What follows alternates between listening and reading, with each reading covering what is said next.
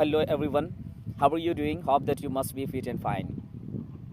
Good morning, good afternoon, good evening, wherever you are watching from. This is Khurshid Ansari, a communication developer and motivational speaker.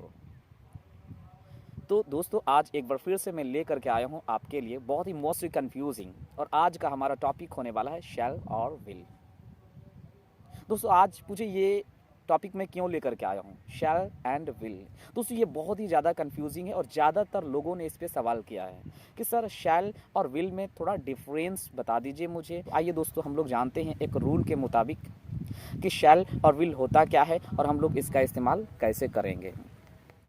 तो दोस्तों सबसे पहले आपको ध्यान देना है कि शैल जो होता है और विल ये दोनों एक प्रकार का ऑक्सिलरी वर्ब है ये। और दोस्तों सबसे बड़ा प्रॉब्लम क्यों होता है कि शैल और विल अगर हम ये दोनों को जब हम लोग एब्रीविएट करते हैं तो दोनों जो होता है वो एक ही प्रकार में हो जाता है। जैसे अगर हम कहेंगे आई प्लस शैल तो इक्वल टू आइल हो जाता है, लेकिन आई प्लस विल इक्वल टू आइल हो जाता है। तो ये सबसे बड़ी प्रॉब्लम है कि आखिर ऐसा क्यों होता है। तो फिर हम कैसे समझें कि वो आई शैल यू इस्तेमाल किया कि वो आई विल इस्तेमाल किया, ये सबसे बड़ी प्रॉब्लम है। तो दोस्तों आज जो है keep in touch with me from today onwards, you don't have this problems, you won't have confusion regarding shall and will. तो सबसे पहले हमें जानना है शैल और विल के बारे में। आइए मैं without taking much of your time just I would like to move on to the point and take one example of shall and will. आइए जानते हैं कि हमें शैल कब इस्तेमाल करनी चाहिए और कब नहीं इस्तेमाल करनी चाहिए। दोस्तों कई बार आप किताबों में पढ़े होंगे कि आई और वी ये दोनों को जो है फर्स्ट पर्सन माना जाता है। और दोस्तों कहा जाता है कि आई और वी के साथ में शैल का इस्तेमाल करते हैं और बाकी के साथ में विल का प्रयोग करते हैं। तो क्या बहुत सारे लोगों ने पूछा क्या सर हम इसे दूसरे यानी कि प्रोनाउन पर्सनल प्रोनाउन के साथ इस्तेमाल कर सकते हैं। मैंने बोला हाँ बिल्कुल कर सकते हैं, ही के साथ भी कर सकते हैं, शी के साथ भी कर सकते हैं, लेकिन उसकी सिचुएशन अलग अलग है। आइए एग्जाम्पल ले लेते हैं कुछ।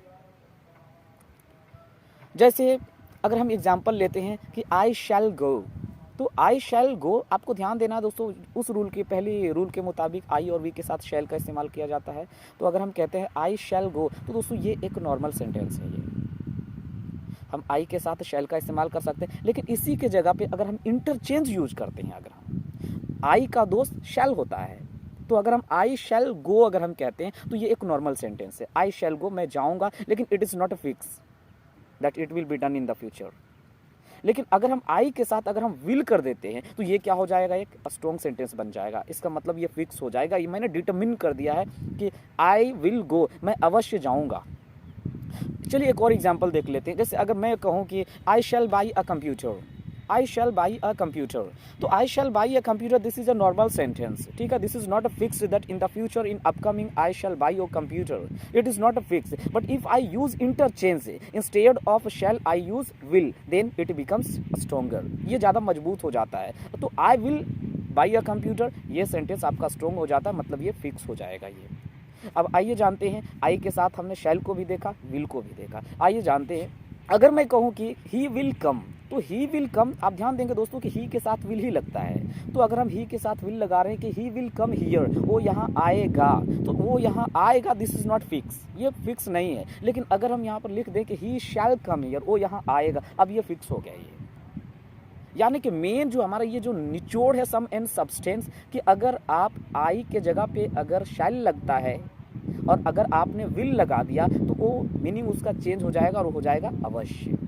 लेकिन अगर हम कहें कि ही के साथ अगर विल लगता है और अगर आपने लगा दिया शैल लगा दिया तो मीनिंग 100% में चेंज कर देगा।